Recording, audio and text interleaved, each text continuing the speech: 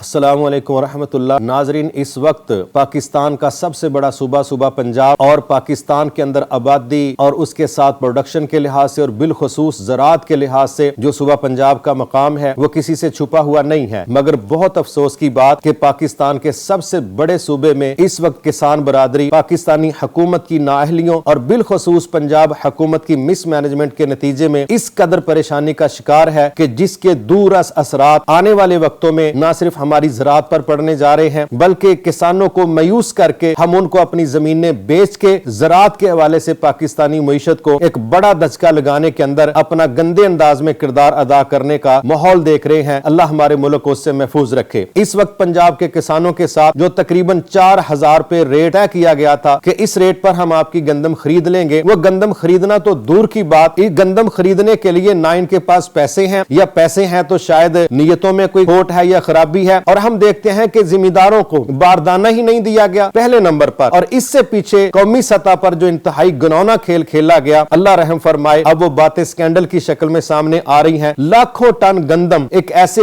वक्त में पाकिस्तान मंगवाई गई कि जिस वक्त पाकिस्तान के अंदर चंद दिन बाकी रह गए थे अपनी गंदम की पैदावार सामने आने में। लेकिन अफसोस की बात है, जाहिर है ये माफियाज ऐसे हैं कि जब पाकिस्तान की चीजें कभी बाहर बेचते हैं, बाहर से कभी बेवक्त चीजें इधर मंगवाते हैं। ये जो चीजों की मूवमेंट है इसमें इन लोगों को अरबों रुपए बच जाते हैं और टेक्निकल तरीके से ये लोग करप्शन का हिस्सा बन जाते हैं। मैं समझता हूं इस वक्त पंजाब का किसान इंतहाई तकलीफ के अंदर है और इनके साथ जो 4000 रुपया तकरीबन रेट तय करके गंदम वसूल करने की बजाय ना उनको बारदाना दिया गया, बल्कि हालात इस वक्त ये हैं, ये कहा जा रहा है कि हमने किसानों से गंदम खरीदनी ही नहीं। उससे आगे माशाल्लाह एक पैकेज दिया जा रहा है कि सियासतदानों के जरिए हम किसानों से गंदम खरीदेंगे। अल्लाह रहम फरमाए, जिस प्रोसेस में ये डालने जा रहे हैं सारे काम को मैं समझता हूं किसान इससे शदीद परेशानी में मुब्तला है। एक बड़ा दचका जो आने वाले वक्तों में हमें लग सकता है वो ये है कि पिछली जो हमारी फसल गंदम के नाम पर किसानों के पास आई है, उस गंदम को बर वक्त जब हुकूमत पंजाब ने खरीदना था, इसी में से किसानों ने अपने घर मैनेज करने थे, इसी में से किसानों ने आने वाले वक्त में चावल की फसल काश्त करने के लिए अपने बजट को मैनेज करना था। पिछली गंदम जब हुकूमत ने खरीदी कोई नहीं, उनकी गंदम उनके घरों में स्टोर पड़ी है और नेक्स्ट अगली फसल काश्त करने के लिए उनके पास बजट कोई नहीं। अब दो नुकसान हो सकते हैं। एक नुकसान तो ये हो सकता है कि अल्लाह ना करे चावल की जो फसल है वो इतने थोड़े पैमाने पर काश्त की जाए कि पाकिस्तान के अंदर पहले ही इस वक्त चावल का रेट कोई इतना थोड़ा नहीं है, लेकिन जब उसकी फसल इंतहाई कम काश्त की जाएगी चावल का रेट एक दफा दोबारा ऊपर की तरफ जाएगा और वो लोग जो गंदम फरोख्त करके बजट अपना मैनेज नहीं कर सके वो लोग बेचारे किस तरह चावल की फसल को काश्त करेंगे। तो मैं ये समझता हूं इस वक्त